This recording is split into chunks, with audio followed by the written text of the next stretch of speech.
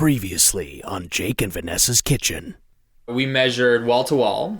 That's good. I feel like that's more space than we had before. Okay, so we've measured our space and now it's time to build our layout in the IKEA Kitchen Planner. Kind of like a kitchen simulator. Give it that breezier, more open air feel that we really like. Yeah, and then we can even dance through it. You could dance through it if you want. So now it's time to place our orders for both new and with IKEA. This is where we're at. The IKEA cabinets have arrived and we just attempted to put together our first IKEA cabinet. And we succeeded. Okay, so we unpacked everything, basically laid everything out so we could see it, and then took the instructions and just followed them step by step, nice and slow. Look, that's us together. That is us. Working together. You need a pencil on your ear. I like how their hand blends right into their hand is like us. We're one. We're one with the IKEA furniture. With Sektion. I didn't realize that it would be exactly the same instructions even if we're using different doors. So it was very kind of simple and straightforward. And So what was our experience building the IKEA cabinet box? well, I was actually a little scared to start because I've never built very much before. You didn't seem scared. I thought we did pretty good. I think we did very well. I thought we did very good. You were very handy with the power Thank drill. you very much. I can't believe I Very, never, yeah. This move Yeah, I like became a it. signature move.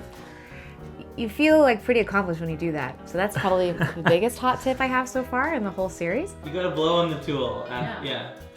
So the reason that we didn't put the doors on the cabinets is because we've designed the new cabinet doors, and that's gonna be the final step, is when they come in, we're gonna put them on top of the IKEA boxes. So when it came to hanging our suspension rail, we have an older home. So we wanted to make sure that because our floors are uneven, we did the measurement from the highest point in our floor, just so that the cabinets would actually sit at a comfortable height.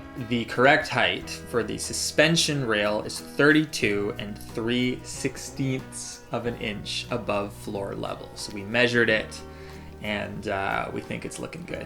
And the new cabinet doors arrive pre-drilled, so it should be pretty straightforward to pop them on with the existing IKEA hinges. I thought we got through it pretty quickly. I feel like the instructions were really clear.